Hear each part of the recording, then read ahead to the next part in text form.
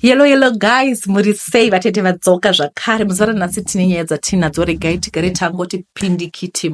Please post me. My story goes like this. 2017 I got married zvinhu zvakaoma. Pabasa pandaishanda as an accountant ndaitambira mari yekuti if I convert it to US dollars yaita $80, yet only my rent was $100. Ndakatora loan kubank kuti ndinobhadhara something kwana tezvara, and the loan repayment made it even worse. Takararama nenyasha dzamwari chaidzo, and chero mukadzi dai akandisiya by that time I wouldn't blame her. Then 2020 we were blessed with a beautiful daughter. In 2021, 6 months prior to the annual audit, semurume I risked chibasa changu for the betterment of my family. Karova mari yaita $7,500 since I was in charge nekubalansa cash flow. Daiza kuti zvaizoonekwa chete pachaitwa audit, which was 6 months away. Fast forward, Mario, I had an intention yekuitengesa residential stand or 2 Honda Fit ndoisa pamushika-shika such that zvikazodhakwa kubasa at least ndine pekusara ndakabatirira. That's when my wife suggested the UK issue. Sevanhu vaisapotana, I thought it was a good idea. If she goes first, inini daughter tozotevera. I did this because inini ndanga ndichiri pabasa, so I knew kuti togona kufanorarama tichimirira kutevera. We did everything from scratch.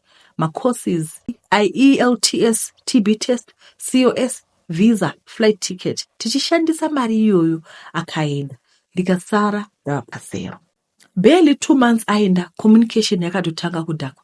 Since she was new, I was so close to my daughter than her. She never bothered about mwana kusvika pakubreka communication, kuchinja number and the likes.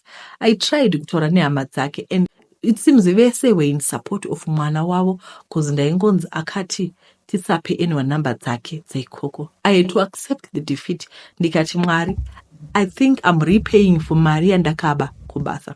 I was so depressed kusvika pakuda kuzviuraya. I quitted my job ndikanoraramira kuSA just to change their environment ine sad memories. Left my daughter namoms vangu. 2 years down the line ndikanzwa moms vachiti vari kutaura namai mwana vari kuda nhamba dzangu. She was given and we started kutaura. And I was deceived thinking kuti munhu is back to her senses. Aida mana, but she knew I couldn't release the daughter alone. So her strategy was inini na daughter we should follow on dependence visa. That was fine with me. Because for the period yandanga ndisinaye, I had the feeling yekuti mukadzi wangu achadzoka chete. And I never attempted to propose chero kune umwe mukadzi.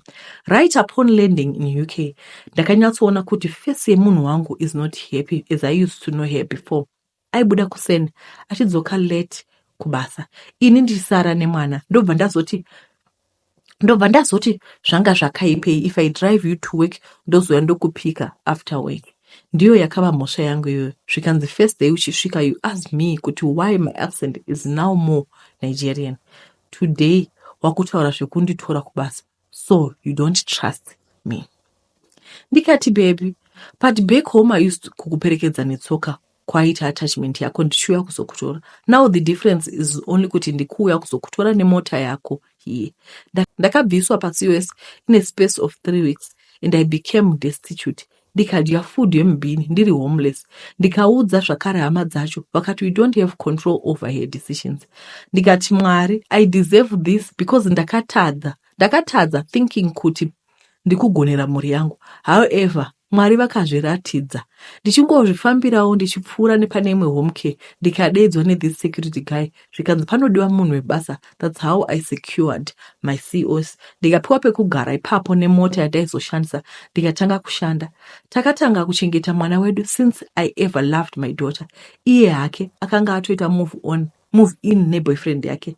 That was fine with me. Days back I received a call from daughter hanzi mama varwara, stroked the whole side, havasi kuenda kubasa, and a boyfriend akatiza. Ndisati ndafunga kuti ndoita sei. I received another conference call from sisi vake, mai vake, malume vake vachitaura condition yaari.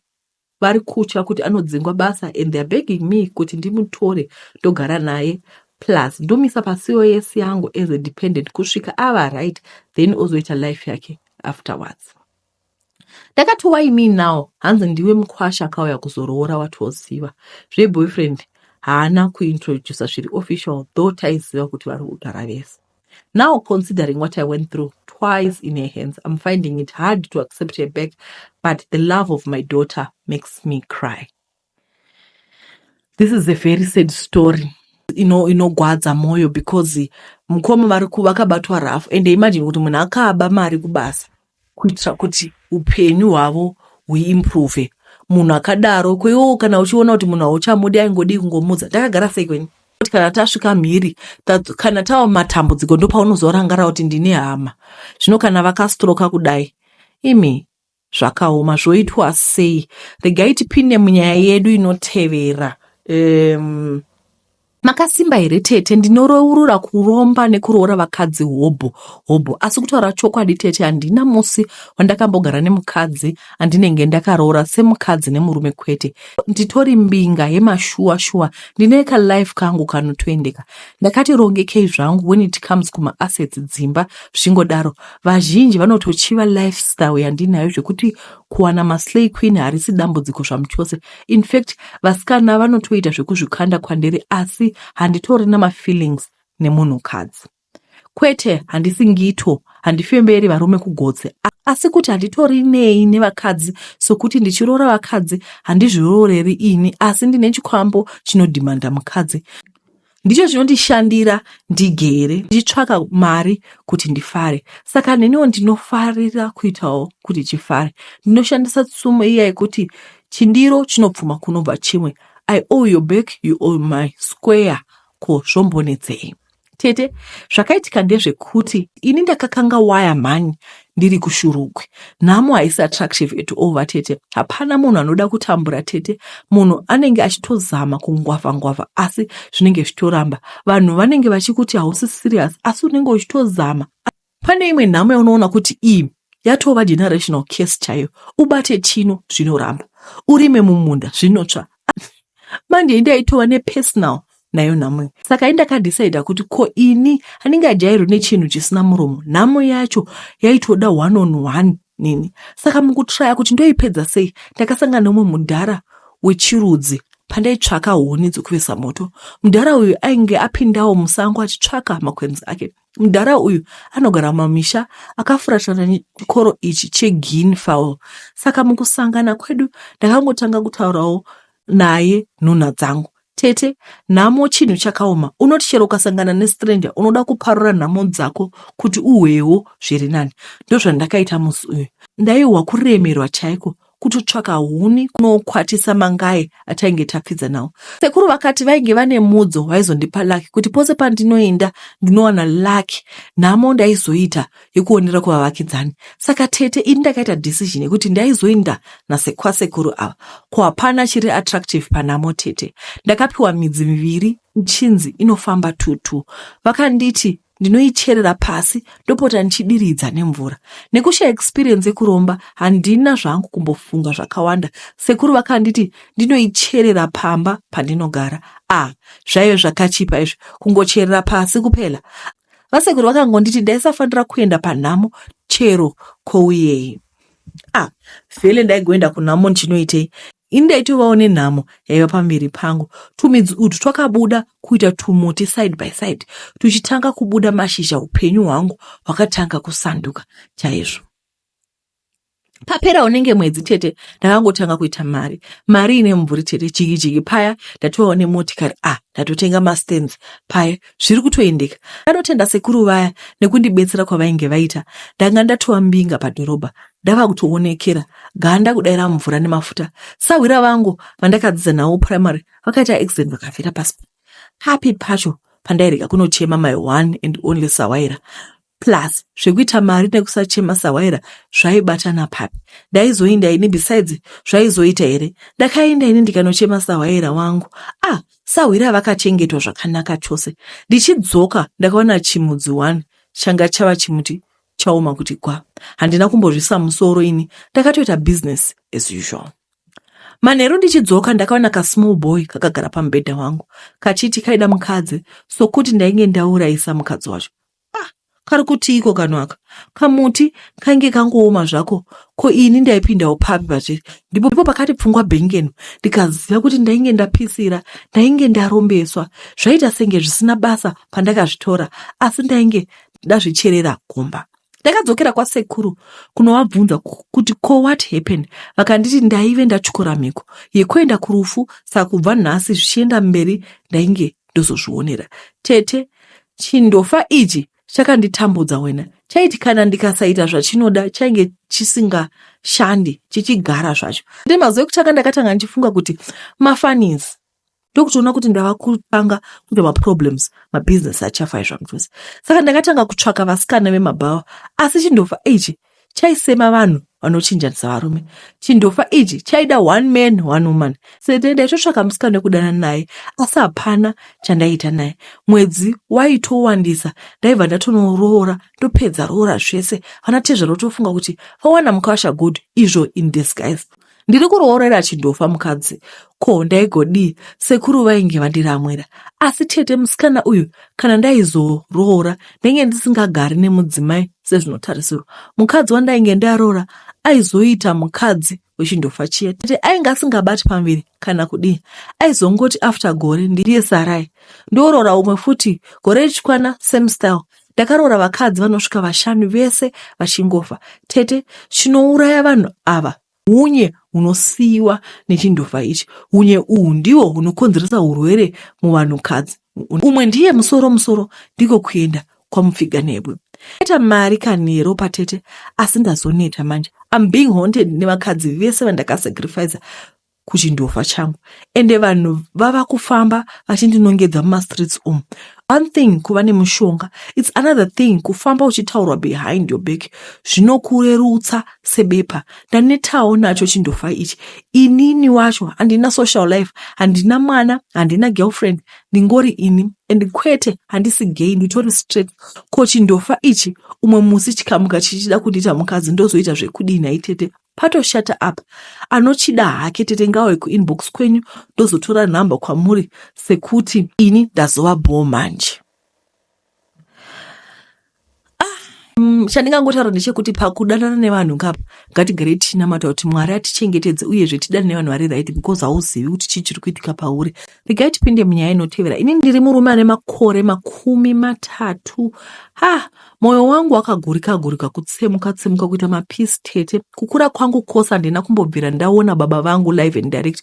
Ko ndaigozivei kuti baba vangu is right under my nose. Ndinotogara nawo pasame yard, same house, asi kuti kuzvarwa kwangu nokuvapo kwangu panyika is a well guarded secret inotozikanwa nema immediate family members, asi hapana aibvumirwa kutaura nezvazvo. Tete, mai vangu vakazvarwa vaine disability. Mumhuri munozvarwa mai vangu vakazvarwa vari 5, vasikana 2 nevakomana 3. Mai vangu vakangokura vari pamba pevabereki vavo. Kuzoti ndizvizive kuti sekuru vangu, baba vamai vangu ndivo baba vangu, ndainge ndarwara zvekuti ana chiremba maspecialist vakatadza kuziva kana pokubata pandinonzwa. Ndaitoonekwa kuti ndinorwara, asi chaindirwadza chaicho chainge chisingaonekwi. Saka mukuzofamba kuti vaone chaindirwarisa chii, ndipo pakabuda chokwadi changa chakavanzwa kwemakore 30 kuti sekuru vangu, baba vamai ndivo biological father vangu. Tete, zvakaoma. Zvakaitika ndezvekuti umwe musi pamba pasina vanhu, sekuru vakasvika ndokubata mai vangu mwana wavo Chibharo. Vakatsindidzira mai vangu kuti vasambofa vataura nezvazvo, otherwise vaizovabvisa pamba vonovasiya kumacare homes. Mai vangu nekutya threat yababa vavo havana wavakaudza. Gogo mai vamai vangu vakazoona mai vangu wapfira nekungorutsa ndipo vakatanga kufungidzira kuti mai vangu vainge vashata. Gogo vanonzi vakashamisika kuti nhumbu yainge iri yane nekuti mama vainge vasingabude mumba uye pamba painge pasingasviki vanhu. Mai vangu ndipo pavakadudza kuti baba vavo ndivo vainge vavabata Chibharo. Gogo vakavhunduka nemashoko emwana nekuda kukavhira murume wavo, vakatsindidza mama kuti vasafa vazvibufura chero kune masiblings avo chaivo. Zvinzi vaitya kuti murume wavo aizosungwa. Up to now Tete, handinzwisisi kuti why gogo vakaita cover up rape neincest yakaitwa nemurume wavo. Why vasina kuprotecta mwanasikana wavo kubva kunhuburume yakaite murume wavo. vaiva nemushonga here sekuru wangu? Kwaiva kupata here? Handinzwisisi ini tete. I think ndizvo zvakakontributa kuearly death yagogo, kutadza kugamuchira nekuchengeta zvinhu mumwoyo. Nhumbu yakazvarwa tete, ukazvarwa ini. Vaida kubvunza kuti ko baba vemwana uyu varipi? Nyaya yacho yaingotsikwa-tsikwa uchinzi baba vacho vakaenda nenyika. Izvo kwani baba vangu ndiye munhu wandinoti sekuru. Tete ndakangotanga kurwara, ndichiona kuperezeka. Hakuna matest andisina kuitwa. Sekuru vainge vatora responsibility yese kubva ndiri mudiki. Vaiona nemeso, vaifunga kuti sekuru vane rudo nemuzukuru wavo. Izvo kwete, sekuru vangu ndivo baba vangu. Saka mukufamba kuona kuti chiri kundirwadzisa chii, ndipo pakazonzi sekuru vareurure mhosva yavakaita makore apera inova yekuurayisa mudzimai wavo uye yavakakanganisa mwana wavo. Dzinza rese rainge riripo, ndipo sekuru maziso boyi pavanhu, ndipo pavakareurura kubata mwana wavo. Mai vangu chibharo, vanhu vaivepo vese vakakanuka. Sekuru vahombe vakasumuka vakarova sekuru vangu. Ana sekuru hanzvadzi mama vaida kuvaita kanyama vakatozodzorwa nevanhu vechikuru vaivepo. Dzimwewo hama ndidzo dzairamba kuzvibhilivha kusvika paitwa paternity test, ma-DNA results akati sekuru vangu vaiva baba 99.9. Muchishona tiri kuti sekuru ndivo baba. Ini tete ndiri kutadza kuzvigamuchira. Sekuru havasi baba vangu zve. Saka ndiri a product of incest and rape chokwadi. Chirudzwa ichocho. My mother was taken advantage of tete. Kwete nemunhu wekure, asi by your own father tete. Of all the people, dai ndakagara ndisingazivi chokwadi, zvaidova nani zvamuchose. Ndiri kufunga kunovhurisa kesi yerepu kumapurisa rivharigwe zinobiri. Kana vachirepa mwana wavo, unofunga kuti vakasara chero nemuzukuru, vanovapindira voita zvehuku inodya mazaya. Huku iri nani zvetete, ko munhu ane common sense. Kana vakaromberei. Dai pasina vana sekuru vangu, hanzvadzi dzamama vanovachengeta, ingadai vachifamba vachichoborwa ganda nehuku. Vamwe suggested kuti ndiende kucounseling, asi counseling handiioni chaichashanda ini. Sokuti hazvichinji kuti sekuru vangu vakabata amai vangu. Vamwe vana vavo vakavadisona. Neniwo handichinei navo tete. Ndiri kuti dai vakawana chinovawana, zvimwe kuda mai vangu neni tingawana closure. Vedwe, ndo nyaya iripo iyi vedwe, munoionawo sei sure.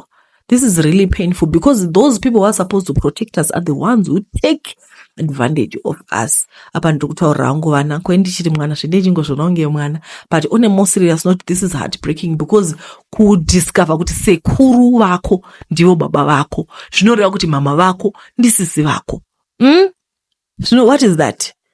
Vedweka, ina handichadi kukomenta nenyaya dzegender, handidi kukomenta hangu, asi ndiri kungotaura kuti zvinhu zvinoita vanhu zvinhu zvinogwadza. For those 30 iwanika tingoti 1 minute iroro rawapinda nokubuda, wodoti kwai mwana for the rest, wotokanganisa upenyu hwemwana for the rest of their life.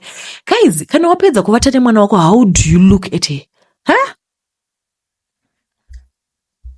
Ende chimwe chinhu madzimai mboregai kugara muchiprotekta varume. Kana murume akanganisa ngaende kujeri, kwete kuti vachaenda kujeri saka tosara chidlei. Saka kudla ndo kwakakosha pane kuprotekta mwana wako.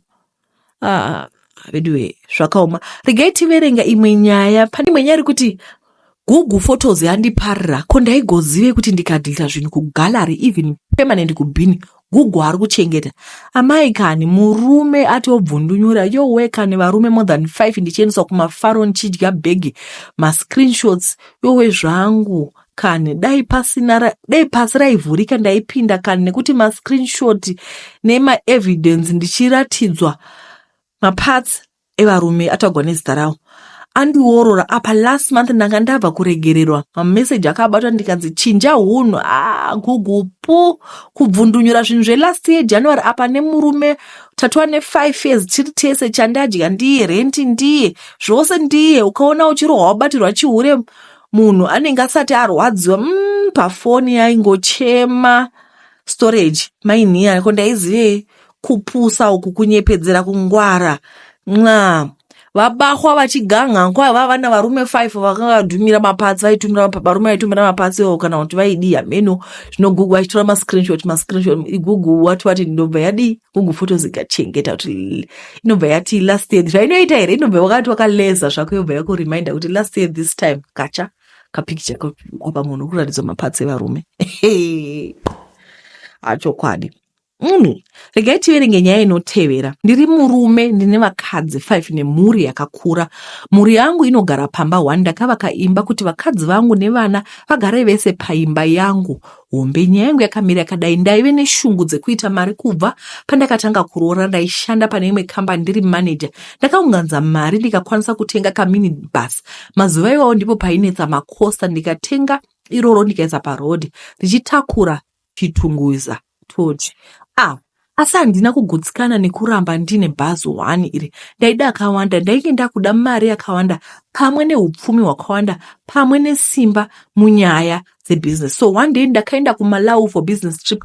Ndobva ndasangana naumwe lady aive nemari mubusiness ndakamubvunza kuti ari kuzvifambisa sei. Akati kana ndaida aindiendesa kune munhu akamubatsira, but akati why usingamuzivi iye abatsira vanhu vakawanda muZimbabwe. Handina kuziva kuti aitaura Sekuru Ndunge. Pakazoti ndakabatsirwa naSekuru Ndunge, ndakamuti kana ndasvika kumusha ndoenda ndonovaona. Akanditi usarega kuenda ikoko, unowana chese chauri kuda, asi chinongodiwa usatyora miko.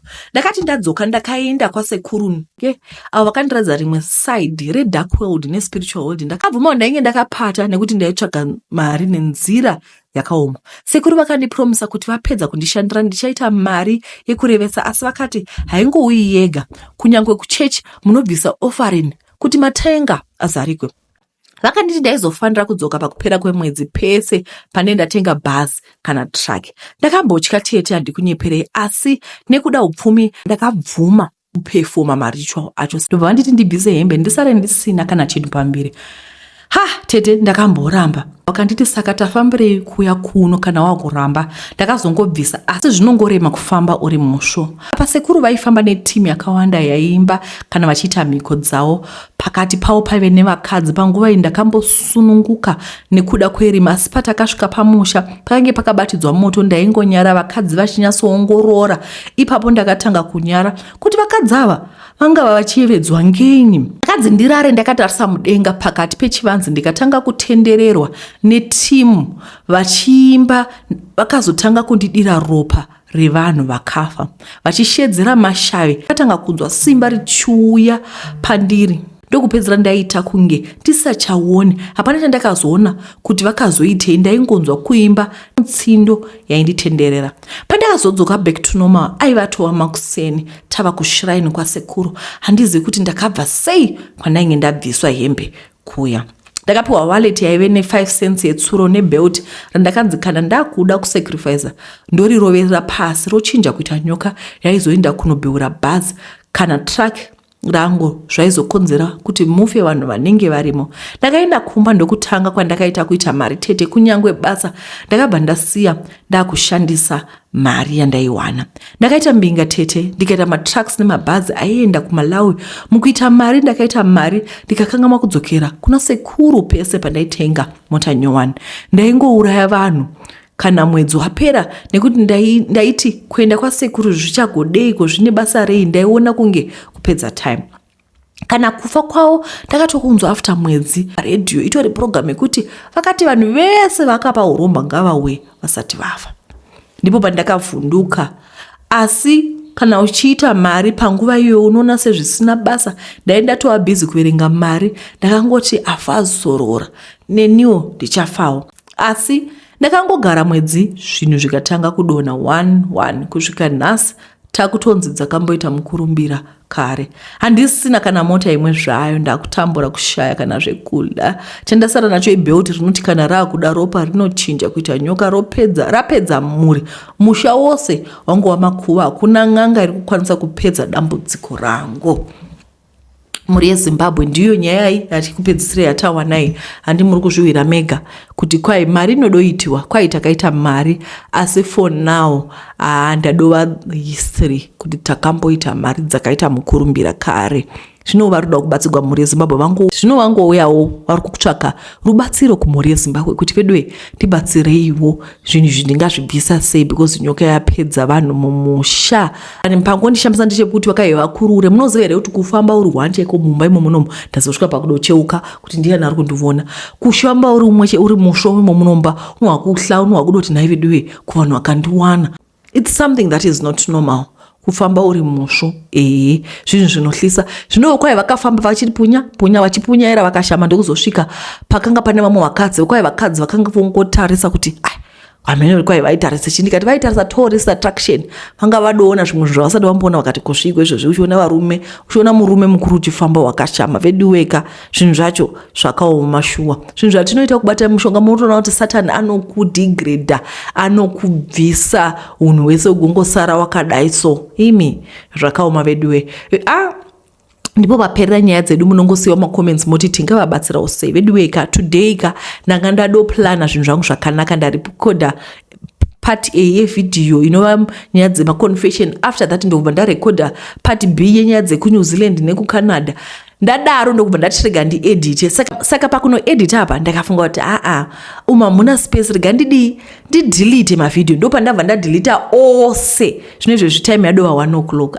ini handimunyeperei guys you just have to, I just say inini I will post before 4 because a lot happens behind the scenes. Nezuro was just a hectic day. Ndakaposta video YouTube ika delete some part pakasara 5 minutes. Ndandaisa pe AI vana vadi ma video ari nenge aitwa AI pamwe pacho namunhu anenge asingadi kuti voice rake riwikwe zvene nyika yose ndomandari chinja vanhu vakati atitere zvakadai. So there's a lot that is going behind the scenes. Every time is 1 o'clock ndakangogara pano vedu kubva makuseni vedu pamacho ndarushka pakutoti nai mwari ina handichadi I can't do it anymore. I really need help. Like sometimes I just wish there was someone who could just edit for me because it's a lot of work. Pandozoseva kupedza kuseva ndotanga kuri upload for matochaisa kumabasa. I'm very sorry but I'm just praying kuti next week panofa kwazvikora I'm praying kuti ndichawana time because makuseni I have to prepare for the kids. I have to drop the kids ndodzoka ndogesa ndotanga kufirima. It just takes forever guys. All right. I'm grateful that you guys have watched. Mweneswara rakanaka datenda. I wish you all the best. Thank you so much. Bye bye.